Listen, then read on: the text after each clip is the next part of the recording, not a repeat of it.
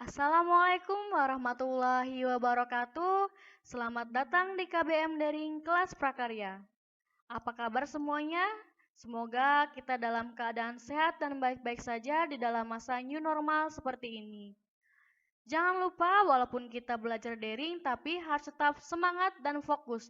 Dan hal yang utama adalah jangan lupa berdoa terlebih dahulu agar ilmu yang kita dapatkan menjadi berkah.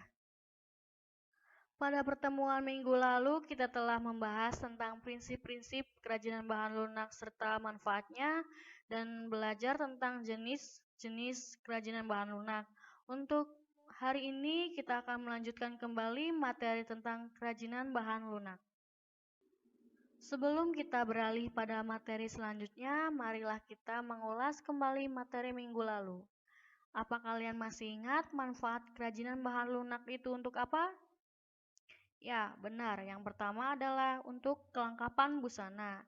Manfaat yang kedua untuk kelengkapan suatu benda.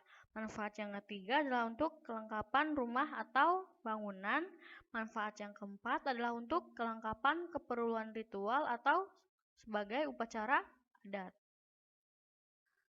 Berdasarkan prinsip kebermanfaatan di atas, maka kerajinan bahan lunak dapat dikategorikan sebagai produk-produk berikut. Yang pertama, menambah keindahan. Keberadaan kerajinan bahan lunak dapat memperindah penampilan sebuah benda atau suatu ruangan. Yang kedua, memberi penekanan atau kekhasan pada suatu benda. Jika diberi kerajinan bahan lunak, maka suatu benda akan terkesan lebih khas atau lebih istimewa. Yang ketiga, menjadi persyaratan pemakaian. Kerajinan bahan lunak merupakan persyaratan untuk dipakai. Jika tidak digunakan, maka benda tersebut tidak berarti apa-apa. Yang keempat, merupakan pertanda atau simbol.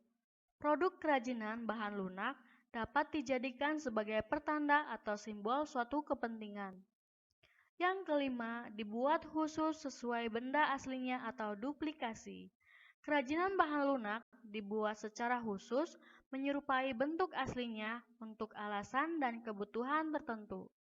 Yang keenam, sebagai bagian dari karya seni. Karena mencerminkan ekspresi keberagaman budaya Nusantara, maka kerajinan bahan lunak merupakan bagian dari karya seni.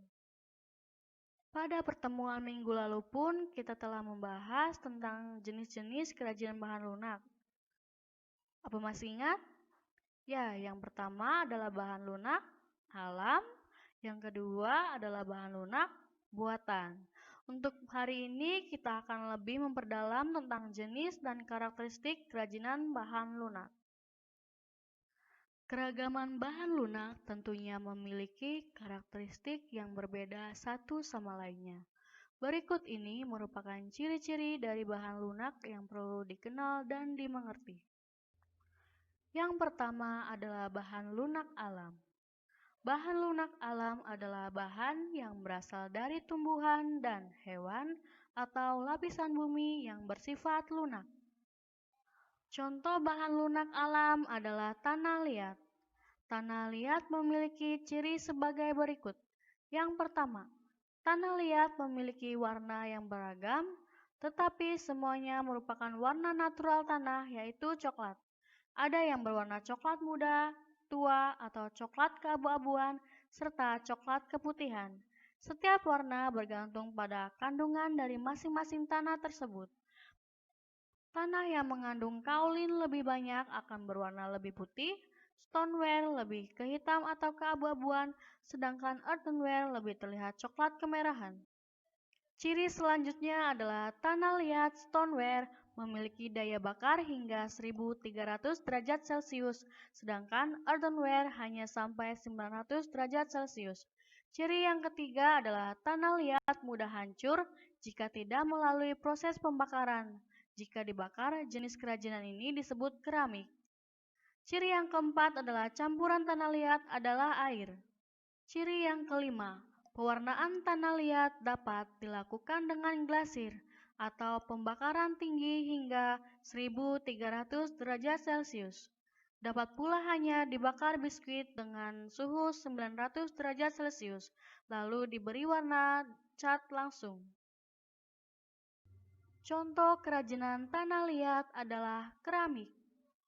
Keramik berasal dari kata keramos dalam bahasa Yunani yang artinya benda pecah belah yang terbentuk dari tanah liat yang telah mengalami proses pembakaran. Pada pembuatan keramik, tanah liat memiliki sifat plastis sehingga mudah dibentuk. Setelah itu dibakar dalam tingkat pembakaran suhu 600 derajat Celcius sampai 1300 derajat Celcius sesuai jenis tanah liatnya, sehingga tanah liat menjadi keras, padat, dan kedap air. Indonesia memiliki kerajinan keramik dari berbagai daerah yang berciri khas. Masing-masing daerah menunjukkan keunikannya dari bentuk, teknik, hingga ragam hias yang ditampilkannya. Kekayaan hayati di Indonesia telah menginspirasi keindahan dan keunikan bentuk kerajinan keramik.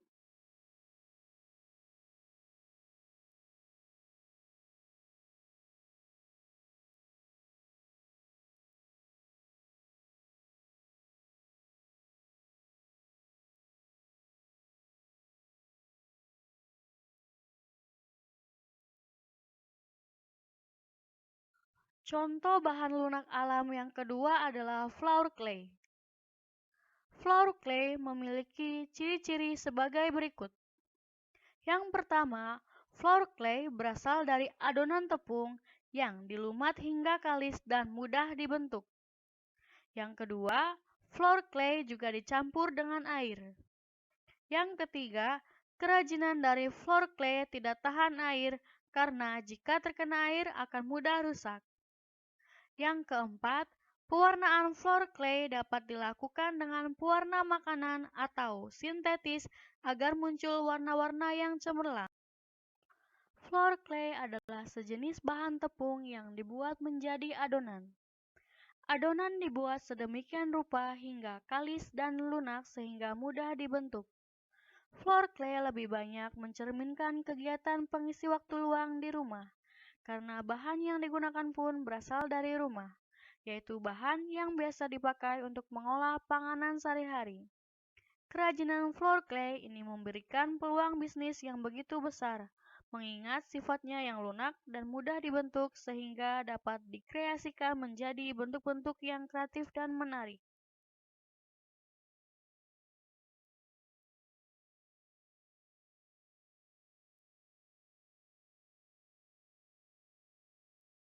Untuk pertemuan hari ini, saya cukupkan sampai di sini. Jika kalian ingin mencari contoh-contoh kerajinan clay dan kerajinan tanah liat yang lainnya, kalian bisa searching pada Google. Dan jangan lupa juga, kalian sertakan satu pertanyaan tentang materi hari ini pada kolom forum pertanyaan di kelas Moodle pada kelas prakarya. Saya akhiri, Assalamualaikum warahmatullahi wabarakatuh.